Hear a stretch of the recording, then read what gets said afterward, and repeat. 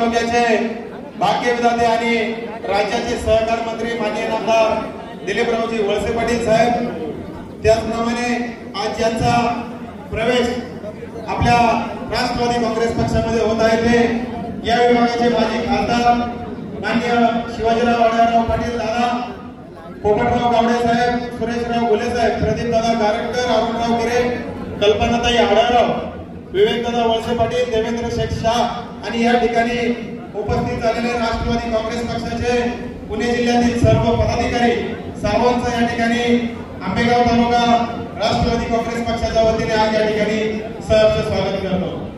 आंबेगाव तालुक्याच्या इतिहासामध्ये आज खऱ्या अर्थाने सुवर्ण अक्षराने लिहावा असा क्षण या ठिकाणी आलेला आहे।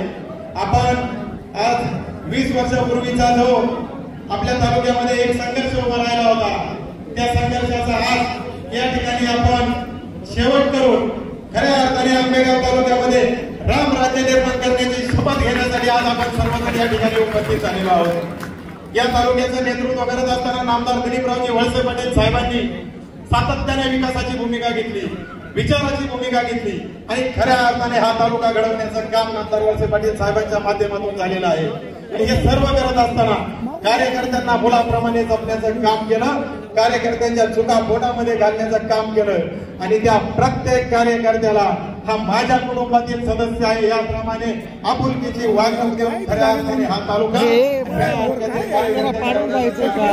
आणि त्या शिवाजीराव आढळराव दादांनी सुद्धा त्या ठिकाणी या तालुक्यासाठी, या लोकसभा मतदारसंघासाठी आणि या जिल्ह्यासाठी खऱ्या अर्थाने विकासाचं काम करण्याचं काम केलं, संघर्ष केला।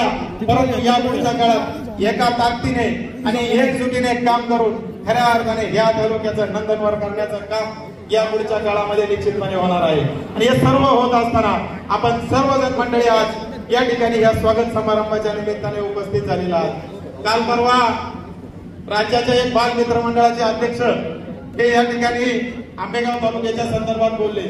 यापूर्वीच्या काळात सुद्धा पाण्याच्या संदर्भात त्यांनी राजकारण करण्याचा प्रयत्न केला आणि काल परवा सुद्धा त्यांनी एक पत्रकार परिषद घेतली। परंतु मी त्यांना आज या ठिकाणी जाहीर व्यासपीठावरून सांगू इच्छितो का देवेंद्र शेठ सारख्या एका माणसावर तुम्ही हे आरोप करत आहात, परंतु देवेंद्र शेठची पार्श्वभूमी तुम्हाला माहित नाही। एक सामान्य कुटुंबात जन्माला आलेला माणूस स्कूटरवरून दूध गोळा करून मुंबईमध्ये रस्त्यावर दूध विकून खऱ्या अर्थाने उद्योजक म्हणून मोठा झालेला आहे आणि आंबेगाव तालुक्याचं नाव लौकिक जगामध्ये पोहोचवण्याचं काम जर कोणी केलं असेल तर देवेंद्र शेठच्या माध्यमातून झालेलं आहे।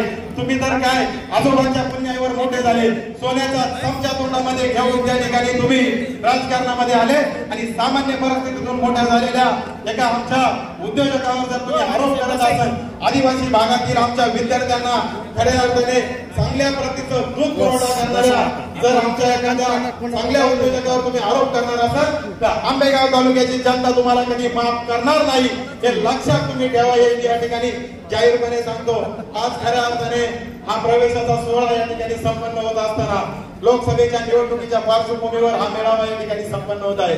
15 दिवसापूर्वी राष्ट्रवादी काँग्रेस पक्षाचा असाच एक भव्य मेळावा इथेच बाजूला अजितदादांच्या उपस्थितीमध्ये संपन्न झाला।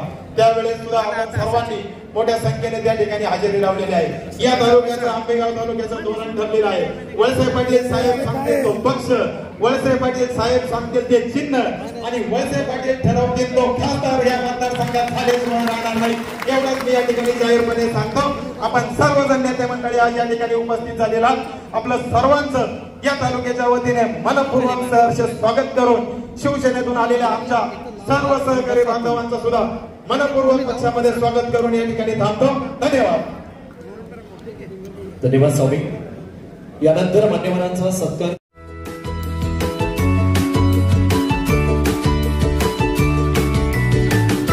बातम्या शेतीच्या, बातम्या मातीच्या, बातम्या अन्यायाच्या, गुन्हेगारीच्या,